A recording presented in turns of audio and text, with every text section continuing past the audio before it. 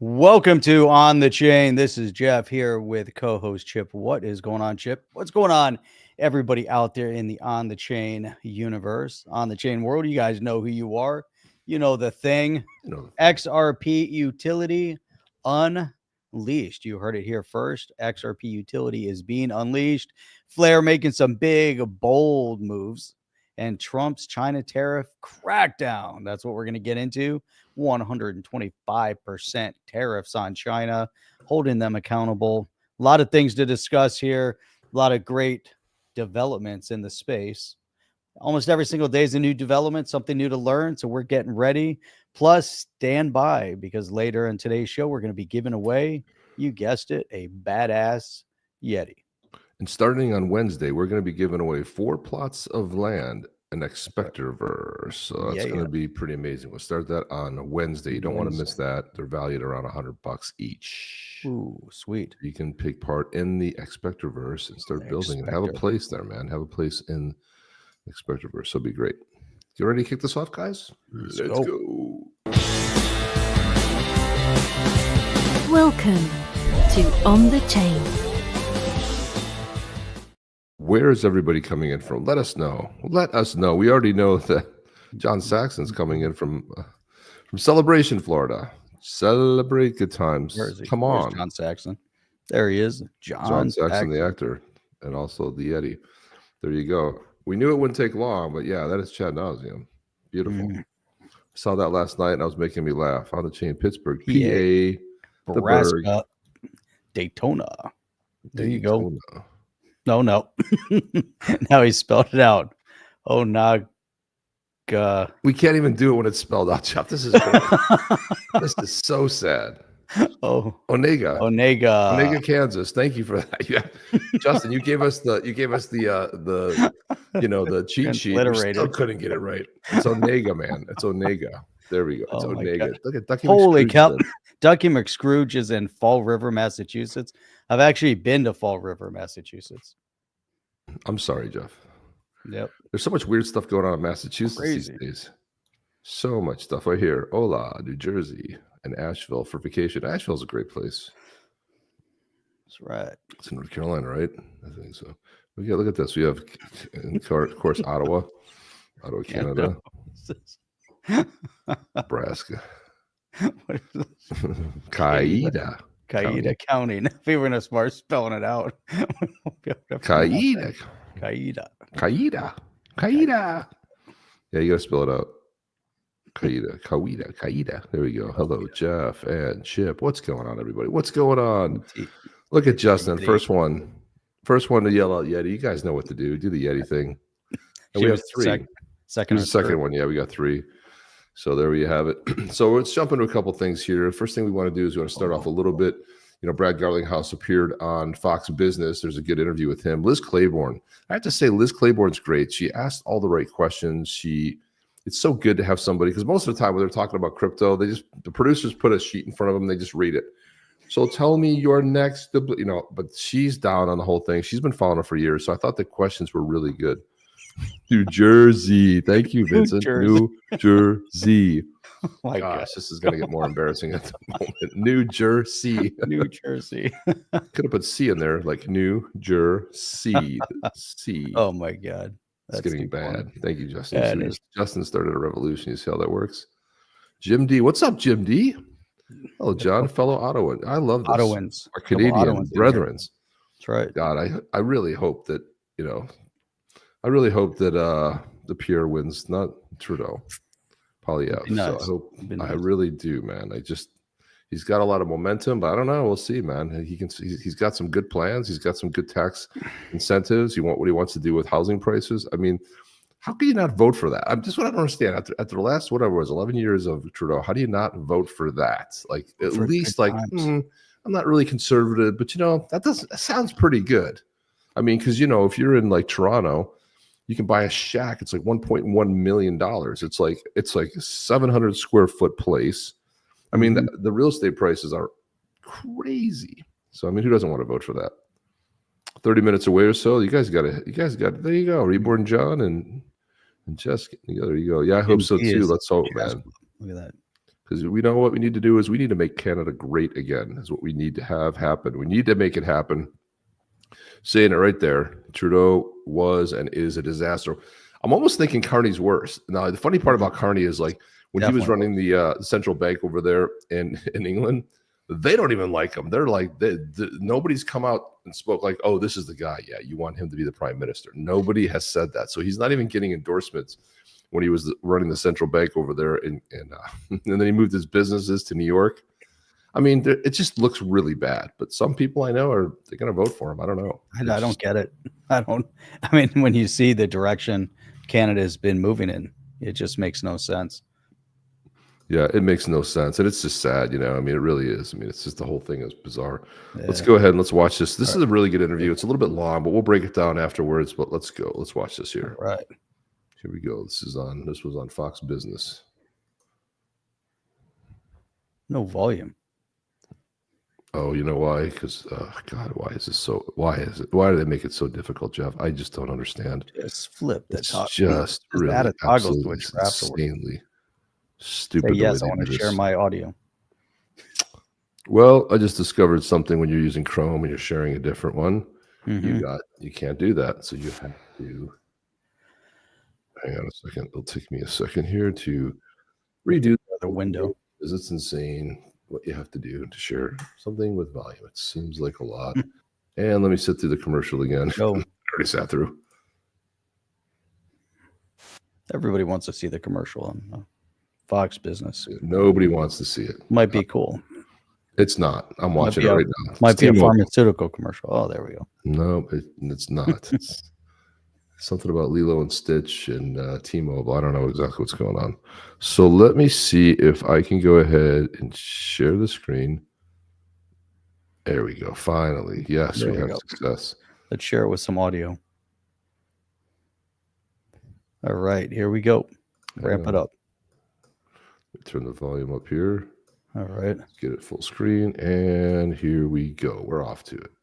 Fox Business Alert, President Trump fulfilling his promise to make the U.S. more crypto-friendly. Check out this reaction in Bitcoin, XRP, Ethereum, and Litecoin. They are all popping anywhere from 2.5. But they did do something interesting, though. They did add XRP at the bottom. Like, look. We need to have XRP because we're having Brad Garlinghouse on here. So that was probably Liz that said that. Like, and I still don't know why Litecoin. Why Litecoin?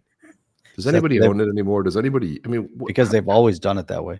But how is it $76? I mean, what is it?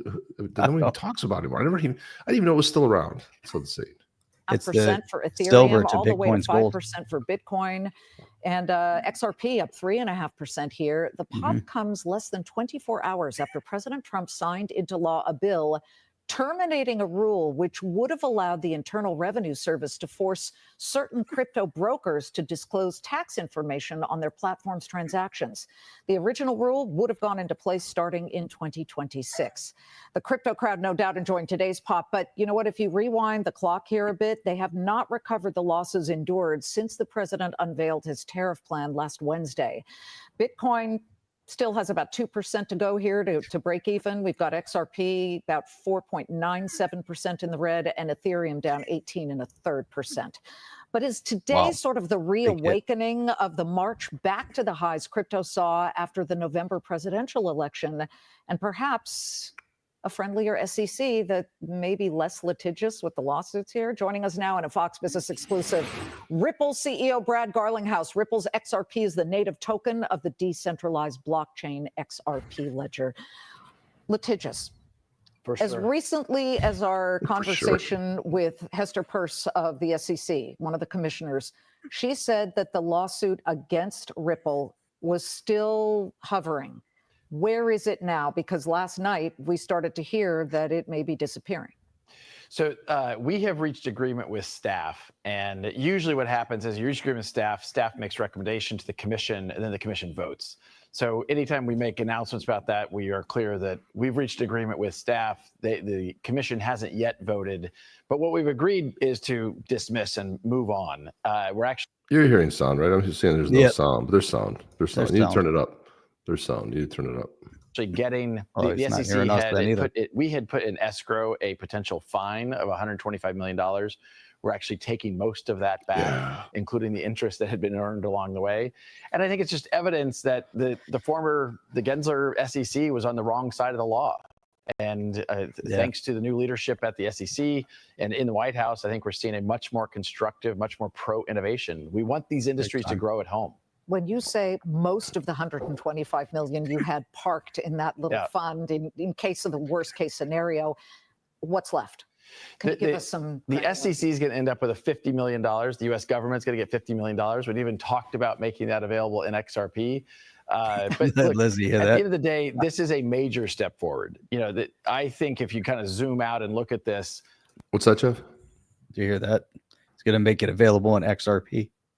Well, he said he can make it available on XRP. He can put it in that strategic stockpile. So let's see. That would be a nice thing, but you know, you had to get that in there. I like that you put that in there. Oh yeah. The Trump administration is absolutely living up to their promises. Guy David Sachs leading the effort at the White House, Scott Bessent, and certainly now Paul Atkins getting confirmed, I think yesterday. Yes. These are people who are focused on how do we make sure this is an industry that can thrive at home with sensible regulation, common sense. And that's not what we had for the last 4 years. What would you hope to see as listen common to the sense MAGA regulation? statements. We talked to David Sachs. Well, Jeff, we called it before anybody did. We called a MAGA 6 months before the election by putting a few things together.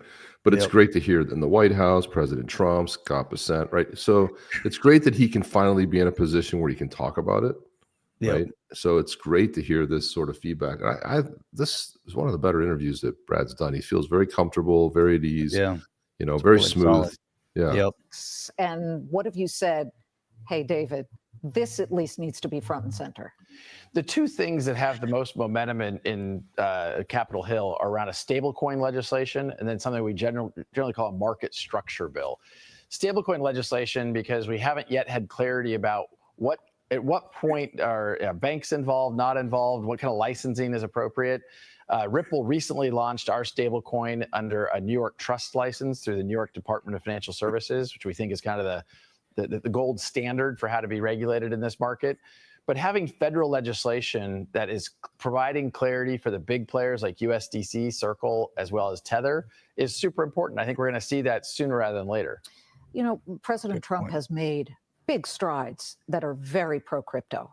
It's got to be great for somebody like you. However, the price of, let's just say, Bitcoin, which reached a high after the election of something like $107,000, is nowhere near that now. I think we're around 86,000 and change, but it's been a market drop. When do you foresee this moving back up? Because we've seen all kinds of wild projections of something like $250,000 per Bitcoin like, I want to buy back this year, to people who say this thing's going down. Yeah.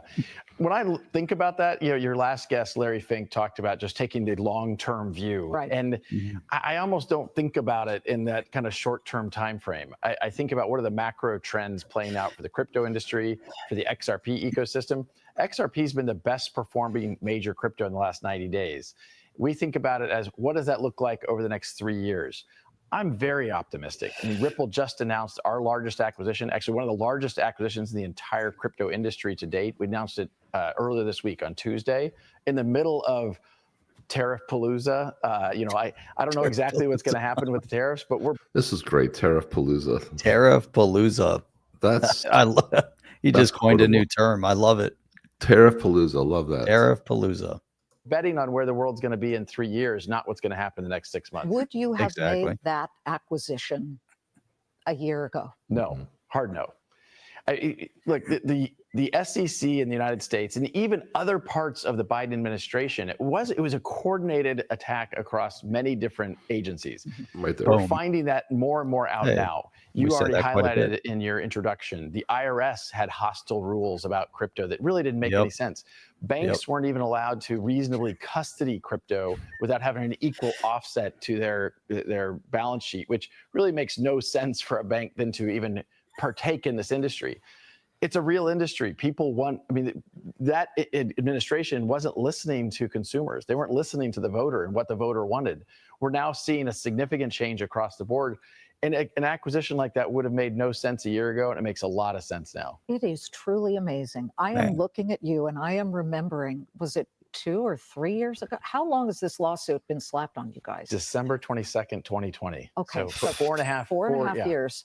We've been talking. 4.5 years. I thought to myself, what's going to happen here? And you are on sort of the edge, the cusp of this just finally disappearing. For sure. And like, it's good for Ripple, it's good for XRP, but it's also good for the whole industry. We want these industries not to be pushed offshore. And what was happening in the last 4 years is almost the opposite. You know, we think it's safer to push them to offshore entities. How many employees do you have? Let's let people understand how many people you employ. She's not messing around. She's like, just exactly. Let's bottom line it. How many employees you have? Get a good understanding of this. She's trying to make a good point here, though. It's like she wants to go, how many people do you employ? Right. And, you know, impact on the market. Correct. With our acquisition, we employ about 1,100 people now. That's incredible. And these are high-paying jobs. Damn right and for a period of time, as you and I have talked about before, for really the 4 years of the Biden administration, we did more hiring outside the United States than here at home. As a U.S. citizen, I grew up in Kansas. I'd like to hire people here. We have some of the best talent in the world here. But it made no sense to invest in a market where we couldn't sign customers. We couldn't actually see banks benefit from a better, simpler cross-border settlement for payments. You know, these are technologies that really can help and revolutionize businesses, consumer experiences, but we have to be able to deliver them to these audiences. Yeah, I mean, it was more than 10 years ago, I think, we had the Winklevoss brothers getting rejected for their push to have an ETF that allowed people to invest in Bitcoin. And it was a flat out mic drop no. And now we have so many of those. And this week, an XRP ETF launched, correct? It hasn't yet traded live in the United States, but it's been, we've had, I think, 11 different applications to go live with an ETF trading here in the United States. We do have it trading outside the United States. This is long overdue, and it's a step towards a more institutionalized, safer way for people to participate in these markets. Safer. Our acquisition this week, Safer. Hidden Road, we paid a $1.25 billion for what's called a prime broker. And this allows even larger institutions like BlackRock, like the biggest Wall Street financial institutions, to come into this market in a way they understand, with a safer prime broker to help clear transactions and a bigger balance sheet to do that. It's good for the whole industry. So your last thought when it comes to the trade war, because people had been saying for a while that Bitcoin and crypto were a hedge against all kinds of concern about a falling dollar. I mean, even Larry Fink said on this network, on this show about a year ago, that it was a hedge against cratering currencies of whoever's country. That hasn't quite come into play. The dollar has been falling really precipitously over the past 5-6 days. In fact, it was continuing, at least as of this morning. It hit a 3-year low against the euro and a 10-year low against the Swiss franc. And crypto, at least today, is moving higher, but it moves all over the place. What drives the price of crypto? I wish I had a clean answer to that question. Like any market, a lot of factors drive that. I mean, there was a period of time as some of the tariff dynamics were playing out where crypto was clearly outperforming the equity markets. But, you know, some people expected it to perform more like gold, where you're seeing all-time highs. I think people are still figuring out how that'll play out. I think the long-term value here is going to be very clear. It is a hedge against inflation. It is a dynamic where the more utility we drive in the crypto markets, the more we're going to see value accrete to that market. I don't know if you do this, but I'm going to ask you anyway and push you. What is your price target for Bitcoin? Because Cardano blockchain founder predicted, as I said earlier, 250,000 by year end. You know, I will predict Bitcoin. I wouldn't predict XRP. It's too close to home. But I think 200,000 is not unreasonable. I think before I've kind of said, you know, 175 around there. I think people underestimate how the largest economy in the world, the United States, went from headwinds, hostility, to tailwinds. And I think people are still not fully quantifying how significant that is to have the largest economy in the world, the largest asset managers in the world go from relatively frozen out or hostile to now a friendly market that has sensible regulation, that is thinking about pro-innovation here at home. Brad, it's been a long road for you guys over at XRP Ripple, and we'll watch it all. And you've been here from the start trying to tell the story, and now you've got people listening in Washington. Thank you, Liz. Really appreciate it. Thank you. Great to see you. It's a good interview, Jeff. That's good. That's probably, you said it, probably one of the best one of the best interviews he's done. Solid questions, solid, points, topic. I mean, the whole thing, the narrative of that interview. Typically, we watch these interviews, and you're like, what, what are they even talking about? Like, do a little bit of research at a time. Try to get an understanding of the topic. And these are coming from people over, all the different news channels. Any of them that we've seen. There's been, a few that have just been really bad, but this one just hit it out of the park. She was, had some really solid points to make. Brought up some really key points, talked about the Gary Gensler, talked about the lawfare, allowed Brad to talk and, kind of give us a solid narrative of the direction things are going. Everything was just really calm.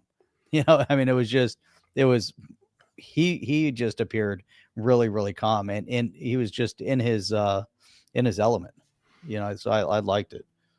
Well, I remember I took something based on public speaking a long time ago, and they said, when you're trying to generate it from here, when you're trying to generate it from getting the facts right, the notes, the this and that, comes off as kind of shaky. But when you generate it from here, the heart, when you're generating it from what what you're passionate about, it just flows too. And I think too, there's a lot of that, because like some of the big takeaways that I heard in that were when he talked about, he was very upfront about how friendly the White House. He named Scott Bessent. He talked about, Trump. He talked about like what kind of changed the game. And I think that's important to know, because everyone's like, oh, this is so great. And the FCC, right? But it doesn't happen without changing the administration first. He talked about Tariff Palooza, which I thought was pretty funny. A nice new buzzword for that. But he also talked about how hostile the Biden administration was. He talked about that it wasn't just the SEC, where a lot of this interview was geared around like SEC was hostile, but he's like even brought it to the point of where banks, and if you remember during Trump's administration, that was the first time we heard from the Office of the Comptroller what we could hear that where you could banks could custody crypto, and then all of a sudden the administration changes and all of a sudden they get very hostile. And I wanted to point out what Justin was saying here. He's saying that he was correct in the fact that Brad Garlinghouse is from Topeka, his hometown, but he went to school in Lawrence at KU. So there you go. There's a little bit of history for you. He's got bringing us the local history. Yeah, very good. So I thought it was a great interview. He also had this to say. He put out a post over there on X, and he shared this where he said that, great to be back with Liz Clayman today to chat about Ripple's historic acquisition of prime broker Hidden Road. That was a little bit mentioned, but it wasn't really about that. What it means for the broader crypto market, and as the U.S. takes a much-needed pro-innovation approach. Another thing he focused a lot about, the fact that they were signing everybody that over the last 4.5 years was not in the U.S. because of this whole lawsuit, which honestly, there should be some kind of reimbursement, but that was all outside the U.S. All of these hirings were outside the U.S. Now they're starting to hire again for the United States market, which is great. He says we're moving past the SEC's war on crypto, entering the next phase of the market, true institutional flows, integrating with decentralized finance. I feel like we lost a lot of momentum over the last 4.5 years. We saw other cryptos get their all-time highs, and our all-time high hasn't been broken since what? January of 2018, Jeff? It's a long time ago. We did get close this last run up though. Yeah, we're on our way. But one of the things that he said was he's not focused on what's happening over the next couple of weeks, not even the next 90 days. He's looking 3 years out. So that's a major distinction. Everyone's always so focused on, well, last week everything was great. There was some news. This week it's not great. Oh, look how bad it's doing. Look, it's down, it's down 5%. It's down, Bitcoin's down 2%, but it's way off its high. Well, it's still higher than what it was before it went up to the all-time high. We're hovering in the $50,000-$60,000 range. So why don't we talk about that we're sitting in the 80s, but before we went up to the all-time high, we're hovering in the 50s, 60s. And same thing with XRP. We're sitting at $2, but right before I'm trying to think when we started making the big move, XRP started going up really post-election. It took a little while to really kick in.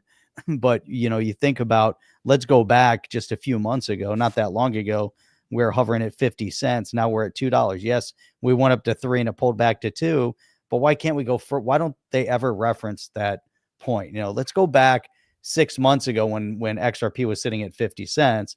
Now we're still sitting at $2. You know, if you got in 2 months ago at 3, okay, you're probably down. You know, and I know, you know, I know a few people that first time ever buying XRP bought in close to the high at $3, just like people did in 2018, because it's all the excitement. Things were getting ready to ramp up.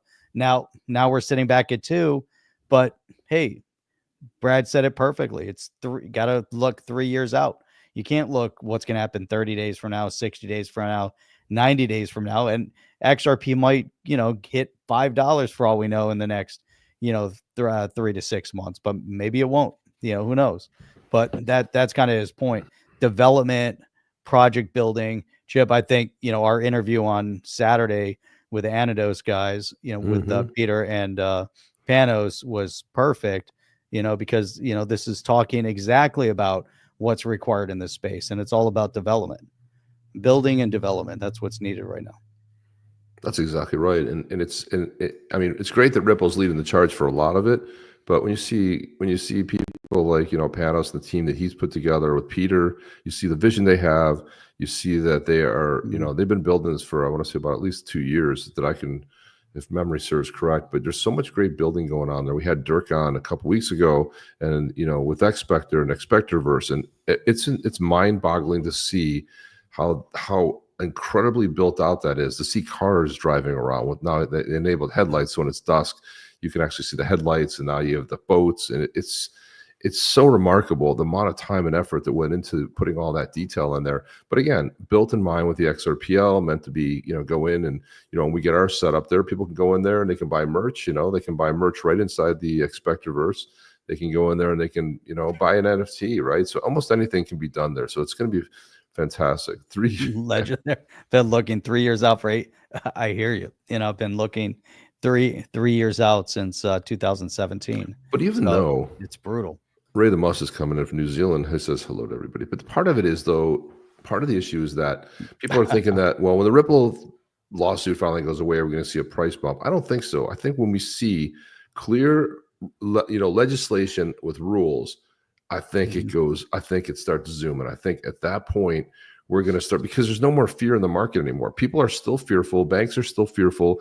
The FIs, financial institutions, still fearful and around crypto. You know, attorneys involved, and it's not even though it's a more friendly regulatory environment, people still don't want to step out. They still want to be very cautious in their moves.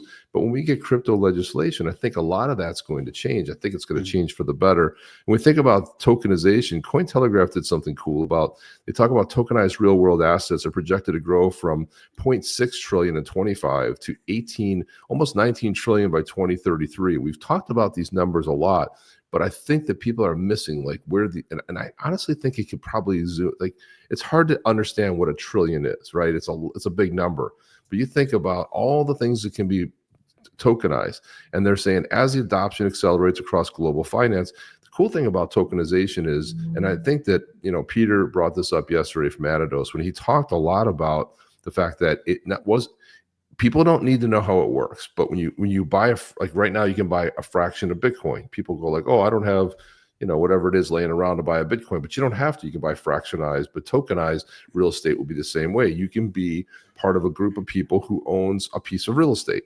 right? You could buy, you know, there might be 5, 10, 100 people going on an Airbnb. They rent it out. There's dividends paid. The value goes up. They decide to sell it, you know, trading in and out. When you're tokenizing real world assets, and I mean, real estate's just one use case, Jeff, but how do you see this playing out? Like, where can we go with the tokenization across the board? Man, I'm excited about tokenization, you know, and really it hits every segment of business. You know, I'm excited to see where tokenization is going to be from a real estate perspective, changing the way ownership representation is shown.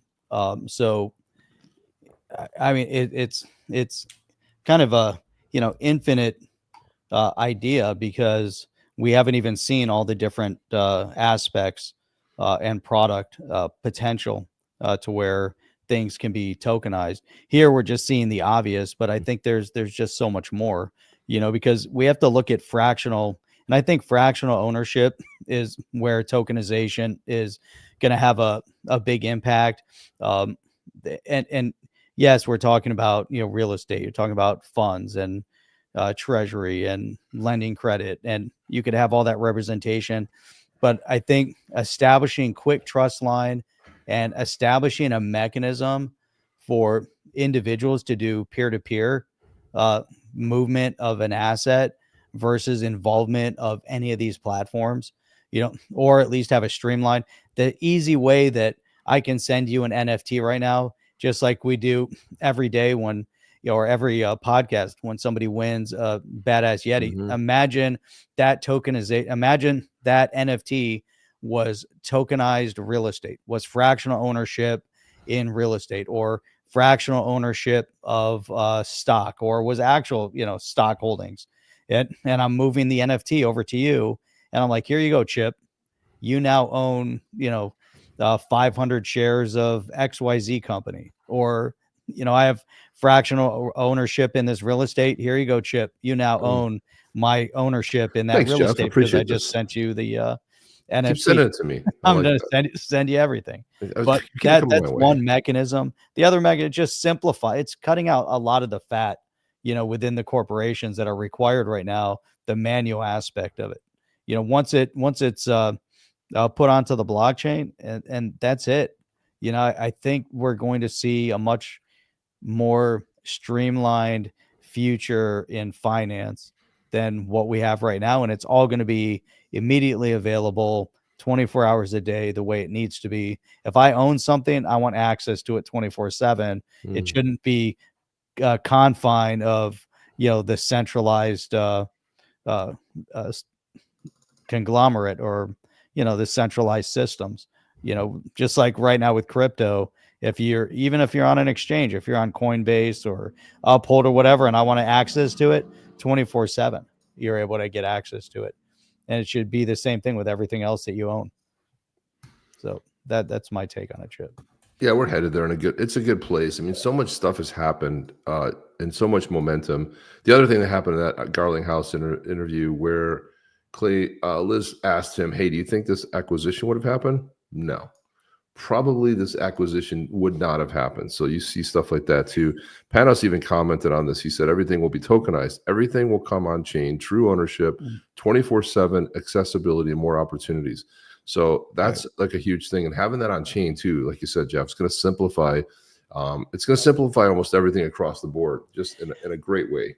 Yeah, Zed is saying, how would tokenization work? How many XRP to tokenize a $100,000 house, for example? I think the question isn't really that. The question is that you're tokenizing, and whatever the representation is of what has been tokenized, and it's got to be done in some form of an NFT, right? Or tokenizing, a representation of. So it's not necessarily an XRP that's going to do it. If it's built on the XRPL, all the better, because there's a lot of aspects of it. But I think, XRP Plumbing saying tokenizing real estate wise is you cutting out a lot of the hassle on owning property, where you take property and the middleman gets out of it. Here's a Visual Vendetta. I would like to see car titles tokenized. Another one. Imagine your car title is tokenized, and I can now transfer it through, through the blockchain. I'm moving my title, which is you have a representation of your title in NFT format that is now you're able to just transfer it over. The card details are always going to be the card details, right? Here's the make, here's the model, here's the year it was manufactured, here's all the specifications, boom, it's all packaged up.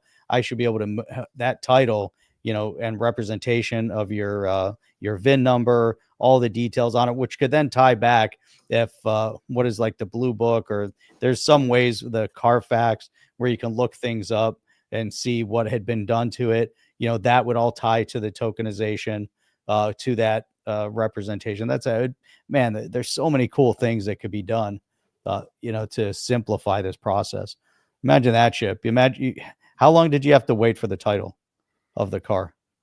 Well, I had to wait longer than I should have had to wait, like 2 weeks or something like that. 2 weeks. Yeah. Could you imagine if you could just send it? It was an NFT. Like, here you go. Here's the title. Done. It's ridiculous.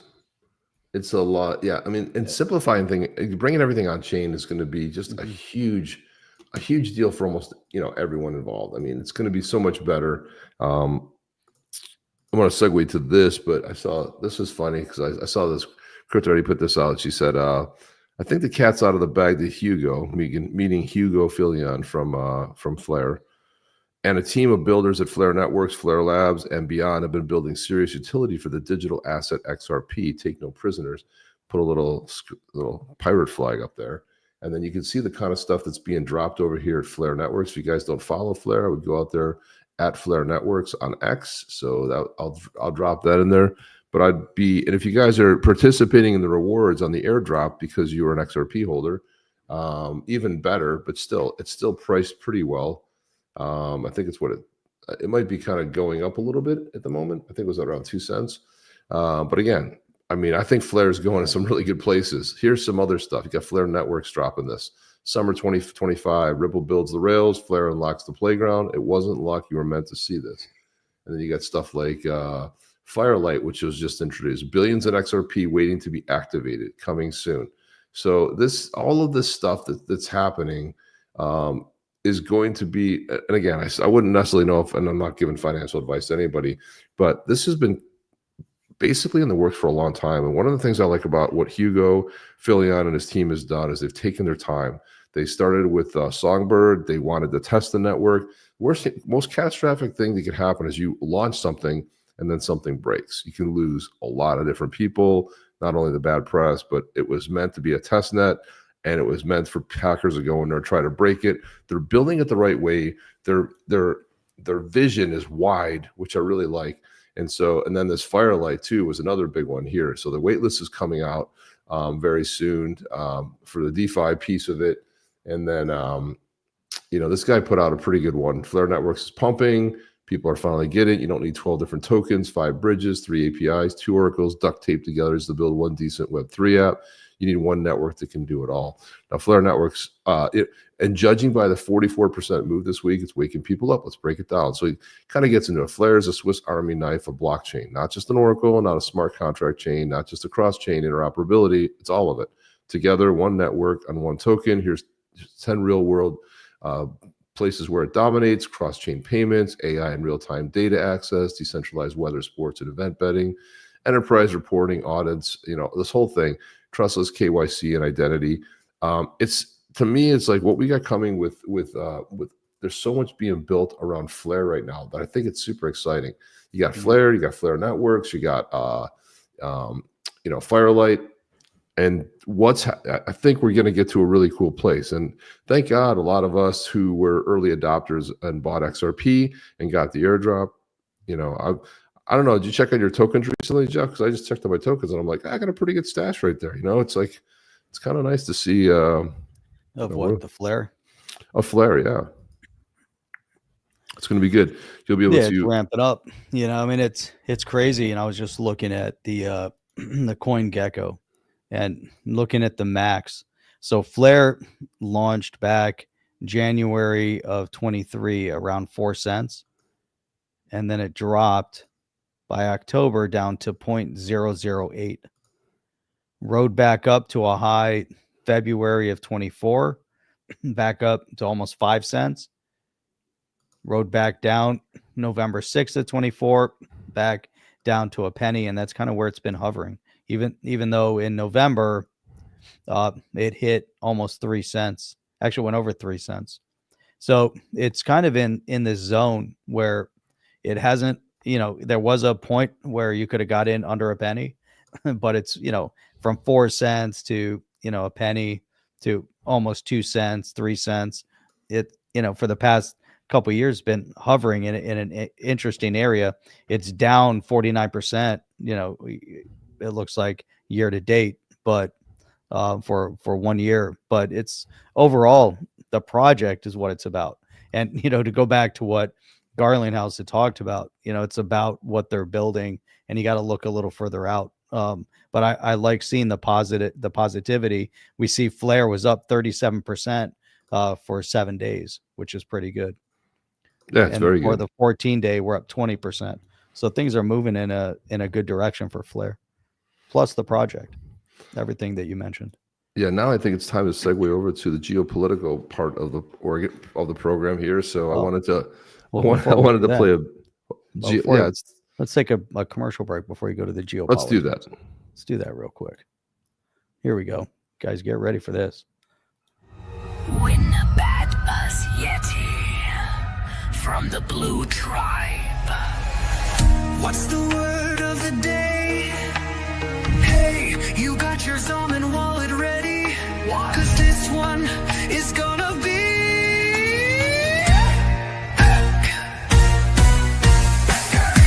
it's time to claim your legendary Blue Tribe Yeti. From the clan Spirit Walkers, his name Ormstora. Let's go! On the chain, badass Yetis, born for battle, made for legend.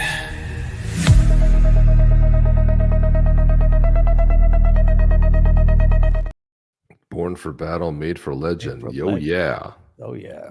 So guys, type in Yeti. You only type it once. You can type it 16 times. It only registers it once.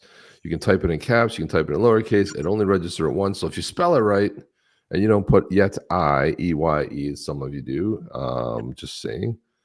So there you go. Yeah, it's definitely rigged. Reborn John saying it rigged, who won last time. Everyone's saying it's rigged. Joe Button. Yeti, it's rigged. It's rigged. It's okay. rigged. So I wanted to play this clip. This is Trump on Air Force One. He brings his granddaughter Kai Trump into this. That's Don Jr.'s daughter, and she's a very good golfer. She's she can almost be pro, but anyway, she's a phenomenal golfer. And but he brings her on there. So listen to what he says at the beginning of this. This is a funny clip. You know the fake news? This is the fake news. He brings her up and he goes, Kai, do you know the fake news? This is the fake news. This is the fake news. This is so great. Okay, Come on over you here. know the fake news? You know the fake news? Hey, what's up, everyone? How are you guys? Good morning. Good morning. We're just doing the news conference. You want to partake? I'll assume so. She's a great athlete, actually, great golfer. Yeah. And great student, actually. Look at the proud grandpa. Great student, great athlete. She's like, he's proud grandpa. They spent a lot of time together golfing. So go ahead. Question. On Monday, you're having a meeting with the president of El Salvador. Yes. What do you want to... That's going to be awesome. Legendary tomorrow. Bukele's coming. Bukele's Bukele. coming. He's been posting it all over X. I'm coming. And the president called him President B. He called him President B. And then Bukele reposted it and said President B. So. Do you have any concerns about that prison? People have said it has human rights abuses. No. I think he's doing a fantastic job, and he's taking care of a lot of problems that we have that we really wouldn't be able to take care of from a cost standpoint. And he's been amazing.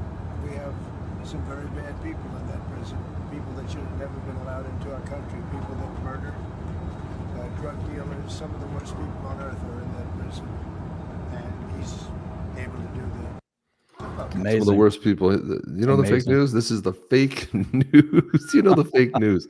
You know the fake news. Here they are. So he was also at UFC 314 last night. He gets around. I'll tell you what. He's everywhere, man. I'm like, this guy doesn't sleep. He's up at 2 a.m. He's available at 6 a.m. I don't know.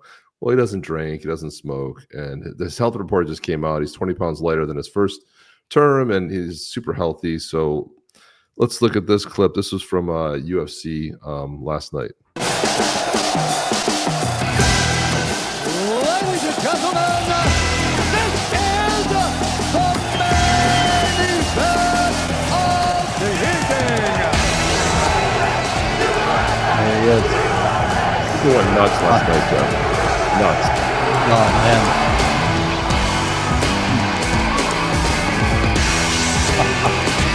That's so amazing. Go for this, please.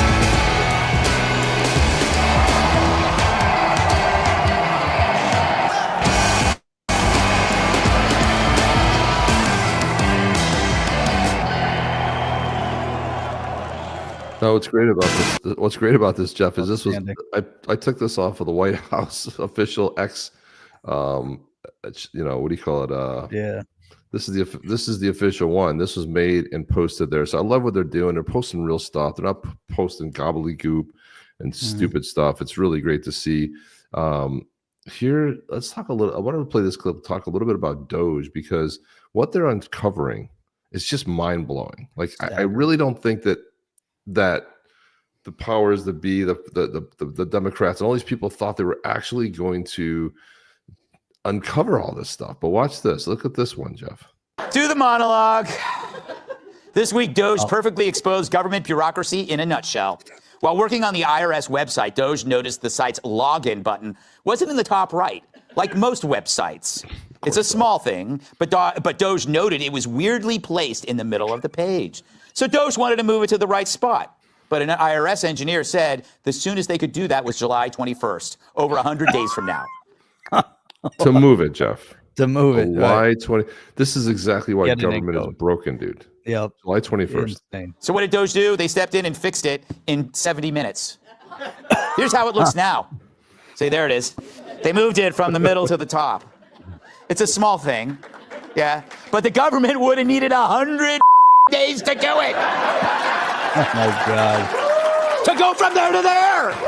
So imagine how long it takes for them to do stuff that actually requires more effort.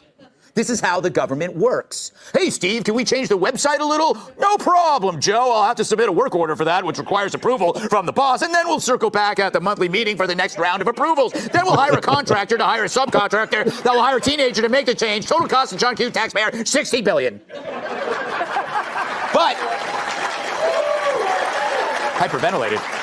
But when it's no longer on the taxpayer's dime, it gets done in minutes. See, this is why you need Elon and Doge. That's right. A government website shouldn't be harder than translating Jasmine Crockett into English. And this week, Doge uncovered millions of taxpayer dollars in unemployment insurance claims for people who haven't been born yet, over the age of 115, and even between the ages of 1 and 5. Holy cow, Jeff. That's insane. Dude, it's insane. Look at DNI. What is up, DNI? Good to see you on. Man, I thought we might have thrown up an NGO bad signal or something. But DNI saying that we should start a Yeti NGO, and then we can get funding from the Open Society and pay ourselves. I love how DNI is stealing from the Democrat playbook. Yeah, well, that's exactly how it works right now if you're a Democrat. Well, when I keep hearing the answers like the rebuttal that Elon made to Chuck Schumer, like, geez, I don't know why you're so mad about this. Kind of sounds like you're in on the money or something like that. So they already know. You know that they're freaking out. Like people like Elizabeth Warren. Where'd she get $70 million from?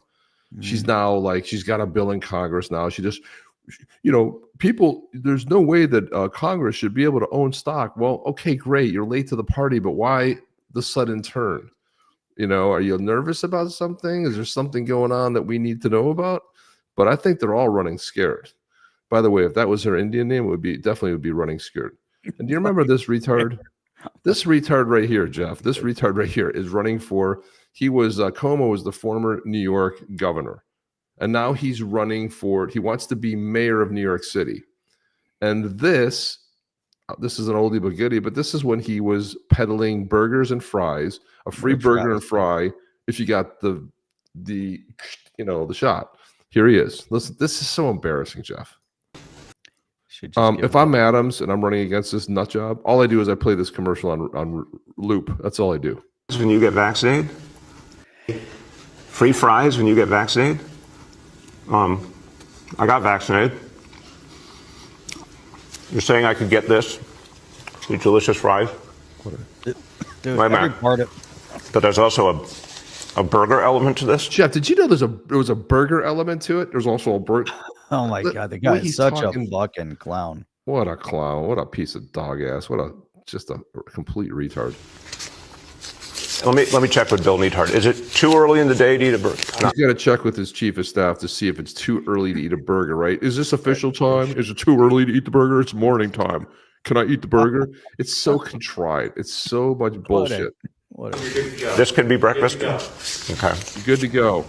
I want you to look at this and think about that how big of a retard you are. We thought about it. We all agree. Again, some people love hamburgers, some don't. Really want to respect all ways of life. But if this is appealing to you, just think of this when you think of vaccination. Vaccination. I'm getting a very good feeling about vaccination right this moment. What an idiot. Thank you. It's so embarrassing. All the Democrats are embarrassing. I'll tell you what, except for the ones that are leaving. They're leaving because they're embarrassed by this nonsense. De Blasio. He had a straight face. He was trying to tell us how incredibly, what a nut job, man. Yeah. And so you remember Keir Starmer when he was at the White House, he was talking about free speech and how they have free speech. Well, check this out, dude. This guy gets arrested. Watch what he's shouting. He got arrested. Come on, England! Come on, England! Your man!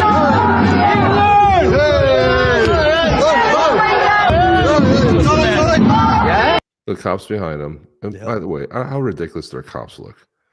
They look like, the rented cops in the mall look better than them. They got these goofy outfits on. They can't. They don't have guns either.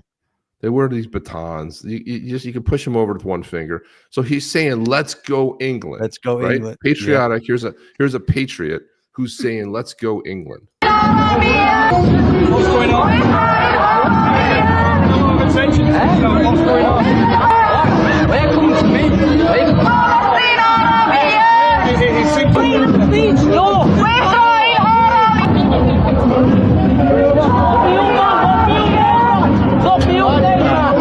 Look at this.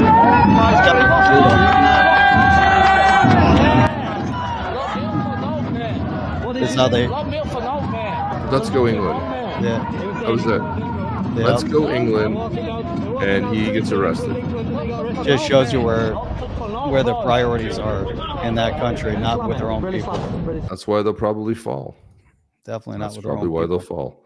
And well, they prefer to have all these, these terrorist supporters over there. Well, I also asked some of my English, friends, Lionel. I said, "What do you think about this?" He said, "That's all this." He goes, "It's not a big deal." It talks about corruption and la la la. Here's someone from Spain. She is a patriot as well, and I'm gonna have to. This is in Spanish, so I'm gonna go ahead and read this. Let me turn the volume down, but you can see she went to prison. And she's like, the sentence of the court has sentenced me to a year in prison and a fine of 6 months, £6 a day for at least 6 months. I have no regrets about what I have done and what I would do it again, because consider that Spain is dying and someone has to fight for Spain not to die, or at least for raising awareness and for giving voice to the denunciation of the situation, for giving voice to the suffering of a nation that is plunged into a complete and absurd failure in which its own leaders prosecute those who try to do something to save the little thing that remains of the name of Spain, in a year in jail, and you're not going to manage to separate me from my goal. I will continue fighting. I will continue doing everything possible to save my country from you and from the enemies, foreigners who come to daily to destroy us. Up with Spain. Can you imagine that? She said some remarks and now she's going to prison for a year, Jeff. I mean, this is what's happening. They've lost the narrative in these countries. I mean, thank God, that we have the right administration back in this country, because they were going to try to pull that kind of nonsense here. But thank God for the Constitution, thank God for our freedom of speech here. Thank God, for, the fact that, the people that in this country love freedom and, and they're willing to, fight for it. And hence we, we're able to take back the country, with this current administration. But things were spiraling here, but in those countries, they have no freedoms. And this is proof positive of it. They can't say anything. They can't do anything. It's even scary to go at this point to go in and visit a country like that, based on, what you see going on over there. Yeah, and look at this right here. So I'm going to play this. So Radio Genoa put this up. Spanish patriot Isabella Peralta was sentenced to a year in prison for statements such as, this is not migration. It's an invasion. Spain is Christian, not Muslim. Her real crime is being a beautiful white European Christian woman. I think her crime is like being a patriot. Her crime is talking about, when I go visit Spain, Jeff, I go to visit Spain because Spain's a great country. You've been there, I've been there. It's a phenomenal country. Obviously they've got great food, amazing wines, but it's for the culture. And listen, I'm all for bringing folks in, but if they're going to come in and just disobey, like, counter revolutionize against the culture, not become part of it, America's big melting pot. I mean, it's one of the things that makes it, phenomenal is we have people from everywhere, but they wanted to assimilate. They want to come in, they want to contribute, but I don't see a lot of that going on. What I'm seeing in the UK, I've seen a lot of division. I'm seeing, I saw a video of prayer. They want to broadcast, the prayer in the morning, and they're like, well, how come we don't broadcast the Christian prayer in the morning? How come we don't broadcast, Jewish prayers? Why are you singling out one? Like, why is there something very special and different? This is where I see it kind of going off the rails a little bit. It's like, okay, well, we don't do that for other folks. Why would we make exceptions, or why are we doing it at all? Right? It's supposed to be, we're not supposed to. I just don't understand, Jeff. It's one of these things that just doesn't make sense, where people are going to prison. So you don't really understand free speech. Remember that nut job that I don't know, he was some cop over there in England, and he's like, if Americans post bad things about us, we'll get them in prison too. I'm like, well, good luck, dude. I mean, come on over and get me, right? Because I'm always hammering Keir Starmer with his BS, and I mean, but imagine you live in the country, you can't say anything against what you actually believe. And you don't understand what freedom of speech is until you no longer have it. Here's a woman who's going to go serve a year in prison, has zero regrets because she feels like she's fighting for her country, for her countrymen, right? She feels like she's doing the noble thing, and she's willing to take it. And this is the kind of thing where, I don't know, it's crazy to me, Jeff. I don't know. I don't even know where we go from here. First of all, we got to get the facts right. I think that's number one. We got to really understand what's happening from a historical perspective, dig in and look at what's happening current day. Too many people don't really understand what's happening on the ground. I see way too many, comments on that fact. We'd have to have an entire show on the true history of the Middle East. We'd have to have, we'd have to have a show specifically on, we can look at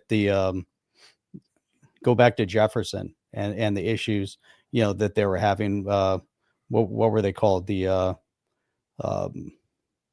pirates, the Islamic pirates at the time. I don't know. I just slipped my mind on the terminology.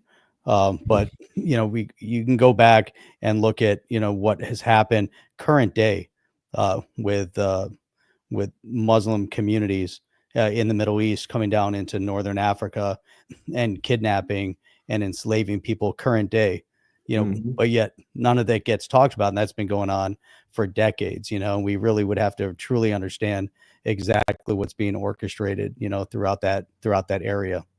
There's just way too many things going on, that people are just unaware of. Unfortunately, I see people in our comments here that don't really understand either, and I'm seeing too many comments coming up here that it's just the Barbary Coast pirates as well. Yep, that's exactly what it is. So we'd have to have an entire show on it. Too many people are throwing stuff out here that's just inaccurate. It's a lot to unpack. Yeah. And again, we're not going to unpack it in one session, but I think, when you lose freedom of speech, and again, whether you're for or against it, whether you think it's a good thing what she said or you think it's a bad thing, it really doesn't matter. If you think it's insensitive to what she said, the fact is someone should be able to say it, as long as you're not harming someone, you're not threatening somebody. But she wants to speak up. You have this guy saying, let's go England, let's go England. A proud patriot talking about, proud of his country. And then the cops just harass him. They start having words with him and they arrest the guy and put him in the back of it. It's insane that this is going on. But these are just two little stories. I mean, this is happening all over the place. And there is no freedom of speech. And this is what we have. And just to lighten the mood a little bit, Jeff, I thought I'd put this up. And again, maybe this is in bad taste, but I'm going to put it up anyway because we like to, we go all over, we go to different places. But let's just watch this real quick. Mexico have an Olympic team. Come on. Because everybody that can run, jump, and swim is already in the United States. Why doesn't that's horrible, Jeff. That's bad. Come on. I can't believe you played that. Gosh, so insensitive, Jeff. What's wrong with you? I still can't believe. I really can't believe you played that. That's horrible. I know. How about Byron Donalds, the next governor of the great free state of Florida? Here it is, right here, talking about Chuck Schumer, Chucky Schumer. Responses: Chuck Schumer is lying again when it comes to. So let's put up this statement here. So Chuck Schumer said the Republican SAVE Act reads more like a how-to guide for voter suppression. It goes against the very foundations of our democracy. You know, when they start throwing that democracy shit around, you know that's complete propaganda. Democracy, we got to save our democracy. It actually makes it harder for women who change their name after getting married to vote. You know, in the SAVE Act, if you guys know what it is, it's like he's got to be registered to vote, right? So, you know, I'm even seeing people on the conservative side complaining about. Kristi Noem said you have a certain date and for the Real ID. Jeff, the Real ID was rolled out in 2005. Remember, they keep moving the date you had to have it by. It's that little star you get on your license here, and when you renew your license, you got to provide a birth certificate, a passport, you know, proof that you live in the United States, you know, a utility bill. That's all the same stuff you've always had to produce, but you have to produce it again so that they can put that little gold star there, and that's the Real ID. And I see people freaking out. Oh my God, we're going back to, this is like 1984 and Big Brother. I'm like, dude, it's the same thing you did to get a license. They're just wanting to see the paperwork again. Right. And what Chuck Schumer is saying here is it's voter suppression. Isn't it weird how they don't want people registered to vote? And if you know the real reason why those 4 million social security numbers they gave out is so that you could go, you know, after 4 months of filing for asylum, you got a social security number, fraud. Yeah. You had, and then you got to get a license, fraud, and then you went and voted in election, fraud. That's why the Democrats don't want it, because it's actually they fight. You know, voter ID is because they want to continue to cheat in elections, and that's all going bye-bye. Mm-hmm. Is lying again when it comes to actual voting policy to protect the franchise for the American people. Number one, there's this thing called Real ID, which every state in the country now complies with, which actually protects women who go through the process of changing their name. So Chuck Schumer's lying and he's gaslighting. People need to remember that back in, I think it was 2022, you had Chuck Schumer, Joe Biden, Kamala Harris, Nancy Pelosi, who were up in arms when Georgia changed their voting laws, rightly, mind you, and they followed the Florida model when it came to election law. And they went down to Georgia calling it Jim Crow 2.0, and they were lying, because the facts were more black people in Georgia voted in the midterm elections than in the history of the state of Georgia. So once again, the Democrats are gaslighting. They are lying. They should be joining us to protect the franchise of voting in the United States of America. One thing I'll add is we've had more than 30 million people come into our country illegally. We've already seen through the work of Doge that they have had access to register into all kind of programs. So all we're saying is proof of citizenship to make sure you're voting in American elections. It's this common sense stuff. Once again, the Democrats simply are not serious. They would prefer to gaslight than do what's right on behalf of the American people. My response: I really hope this is our next president. I really wanted him to be the VP. I mean, he's gonna, and I think he could elevate to that after becoming, you know, the next governor of Florida. I do think he can elevate to that, because the guy is solid, man. Mm-hmm. And not only that, but his ideas, and you just see like how he was like, there was no bullshit in that statement right there. Gaslighting, full of crap. Here's what it is. Here's what it isn't. Boom, boom, boom, boom, boom. Did you hear any? Did you hear any of that stuff in there? No. Dude's on fire. No, he's great. You know, I mean, JD Vance, you know, will most likely be the next president. You know, not if I have anything to do with it, Jeff. I'm just saying. I'm pretty sure he will be. I don't think he's going to be the next president. All right. Well, we'll see what happens. But I think Byron Donalds will run for governor. Hopefully, you know, he wins. You know, if he and we'll see a good victory. That election's coming up pretty soon.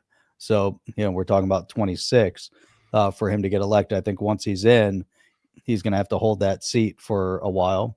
And so that puts him potentially 2 terms. And then, you know, those could be, you know, almost in parallel, a little bit off with JD Vance, you know, running also 2 terms, you know, which might give him an option to go in second term in, maybe going as VP, or maybe he just runs. Yeah, he could be a VP. Maybe he would take over from JD. It's not that I don't like JD. It's just I feel like sometimes one of the things that I always see, well, the anomaly was Biden, but normally, okay, if you go back, you have Trump, then you had Obama, you have charisma. There's some kind of charisma. Trump didn't have it, but you had it in Clinton, right? So you have some kind of a charismatic sort of a thing. And this is where I feel like, JD is really well. He's just very monotone, reserved. He doesn't really, and I like Byron Donalds because he gets fired up, man. He doesn't.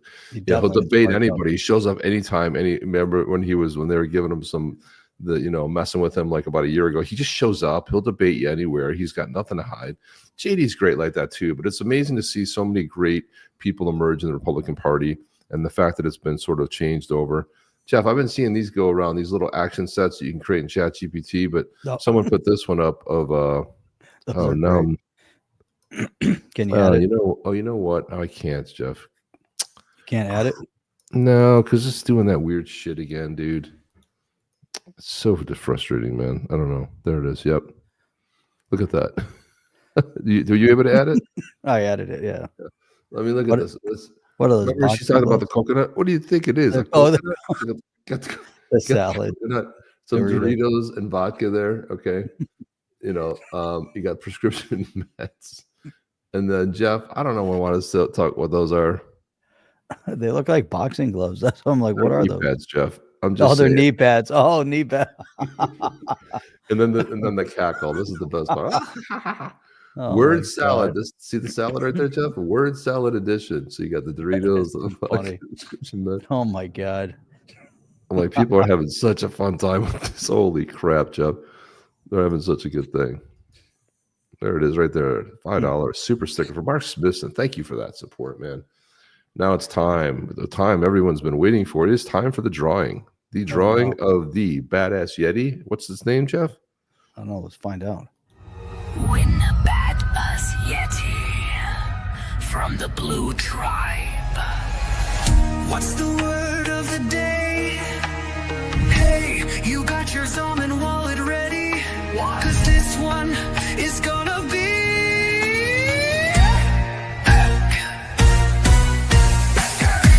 it's time to claim your legendary Blue Tribe Yeti.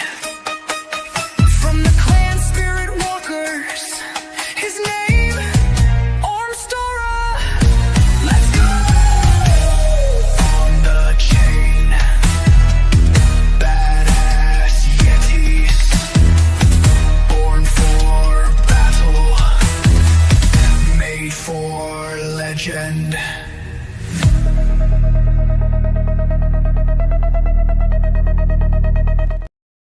That's it. I was punching, Jeff. I was punching. I was dancing to the music. I was punching. That was pretty awesome. I was punching. I was punching it. Yeah, let's get going. Are we ready here? We got 26 people registered for Yeti. We give a 1 in 26 chance. Where do you ever enter any drawing? You have a 1 in 26 chance. And then we'll hear all those comments about rigged. But are you ready, guys? We're going to draw rigged. Here we go, guys. Let's see. Let's go. And roll it.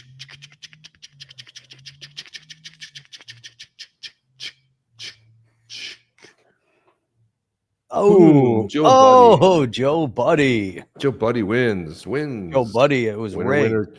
Chicken dinner, winner, chicken dinner. Joe's Where's Joe Buddy? Joe Buddy. Joe Buddy. Joe, I don't see you in here, my friend. Uh-oh. See. Doesn't have the foreign policy experience. Does J.D. Vance have it? Did Donald Trump have it his first term? No. Yo, Joe Buddy. You have to go, Joe. Go, Joe. Go, Joe. Go, Joe. Huzzah. All right. I think Joe Buddy might have left. Oh, no. We need to hear from you. Got to hear from Joe Buddy. I got to open up YouTube just in case. No, Joe, no. We need to hear from Joe Buddy. Buddy. Come on, buddy. Come on, Joe Buddy. Let's go, buddy. Let's go. Come on, I mean it. Let's do it. Hang on. Let's do it. Get to the YouTube studio. Here's another. Let's see. Content. Did you see Gretchen Whitmore? She went to the White House and she hit her face. Oh my God. Oh, another one. Here we go. There it is right there. Now you see me, now you don't. Glasses and a mustache, fake wig. And who am I? So there you go. Gotta love that. What is going on here? These ads. Oh, there we go. All right. No Joe Buddy. There's no Joe Buddy. Oh, you know what that means? That means we have to draw again? Wah, wah, wah, wah, wah, wah, wah. Wah, wah, wah, wah, wah. That's it. That's it, Chip. Okay. Let's do it again. Let's do it. The mob's getting, man. Get it? What happens? So what happens? The mob is getting, they're getting upset. The mob is getting crazy. Got the pitchforks. Here we go. Draw it again. Here we go. Ready? Rigged. Somebody else jumped in. Somebody else jumped in. We had 26 before. Now we have 27. Let's go. Joe, he was one of the first in. All right, here we go.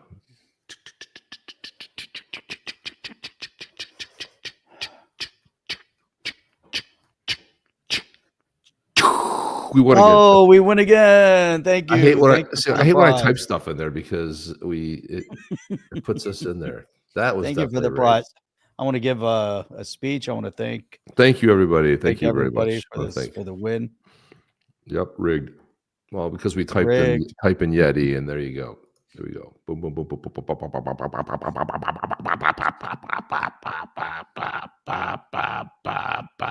boom. Cash velocity. Cash velocity. Is cash velocity here? Are we gonna be doing that all night? Cash velocity. I haven't seen cash velocity in a while either. I know, and he was here. Man. Cash velocity. Are you here? What about velocity? Congratulations, OTC. Oh, there he is. Look at that. Here. He ain't messing around. He ain't messing around. No. We're assuming it's a he. We're assuming pronouns, Jeff. We don't know that for sure. That's what we can assume. Anything we want. Could be a whoa man. Country. A whoa man. Congrats. Yes, he is. Okay, I'm going to the live chat. Congratulations. Nice. Everyone's saying all kinds of nice things. I got to go to the live Congrats, chat. Cash. Come on, Cash. Cash. Boom. Beautiful. Now we just need your Zaman. Your Zaman wallet. And while we're waiting for that, let's look at a couple more of these. Zaman wallet ready. This one's going to be epic. Look at this one. This is the Bill Clinton cigar edition. Wait. Hang on. Did not have sex with that woman. Nope. Oh my God, that's so great. It's posted. All right. Beautiful. Let me get in there. We've got Elon Musk, Mask is dumb, AOC, SpaceX, Tesla X. And there it is. I see it. I see it. Here we go. All right. Gonna pass it on over here. Oh, there's another one at Kamala too. This is the I fell out of a coconut tree edition. Transfer. Get ready. It is on its way. Almost. Still need to scan it. Gonna scan it. Here we go. Scanning now. It's accepted. You want to see Mahmoud? Look at that. Transfer submitted, and boom. Successfully submitted. That's it.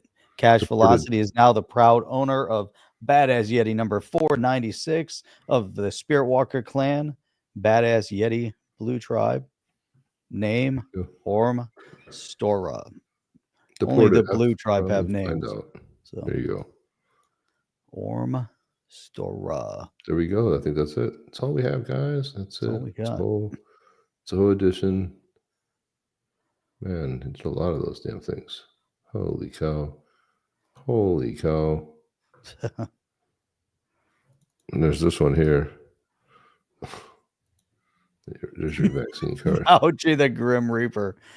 Dude, that's awesome. It'd be so awesome if we could print those up, do all sorts of laser printed plastic packs of those. That's awesome. That is. How about this one? There we go. Done Lost My Marbles edition. Depends underwear, ice cream, pudding. She's unrelenting, man. 496. Elon Musk. A whole bunch of them. All right, guys. Well, that's all the time we have. Thanks, man. Appreciate you guys. Thanks again. Yeah, wear it proudly, dude. I don't know what you got there. Is that like a tie set? What the hell is that picture? Let's see that damn new badass Yeti you just won in there, man. What's that? Did you see it? I don't know. I'm looking at this. It looks like it's a gold or something. It's silver. Oh, it's a piece of silver. Sunshine. Gold and silver. There you go. Yeah, I'm like, dude, we got to change that. Yeah, badass Yeti. Be well. Thank you, man. Appreciate you guys. Right, silver bars. That's what changed the silver bars. Thank you for that XRP hit, man. All right, guys. Thank you very much. We'll be back on Wednesday again. Come on back because we're going to be giving away over the course of the next couple shows. We're going to be giving away a plot of land in Expectorverse. So it's going to be pretty awesome. Value's around $100. So pretty cool stuff, guys. We'll do that along with a Badass Yeti giveaway. So John Saxon out. John Saxon out. By the way, I was laughing at it last night. I just couldn't mention it last night. What's that? When he changed it Saxon last night. Yesterday. And this whole show, yeah, it was funny. Yeah, I was like wanting to call it out, but I was like, okay, I'm laughing. I started smiling. Because there it was. Holla back. Holla back. That was very funny. All right, guys, that's it. I mean it this time. We're out of here. I mean it. We're out of here. We're really out of here. Trying to find a media button here. All right. See you guys on the next one. See you guys Wednesday night. Have a great start to your week. Monday is going to be big. President Bukele is going to be at the White House tomorrow. I'm sure there's going to be a lot of melting down. We'll have the videos to cover it on the next show. Talk to you later. Chip and Jeff. Out. See you on the next one. Are you down with OTC? Please like, subscribe, and click the bell to be notified when the next video drops.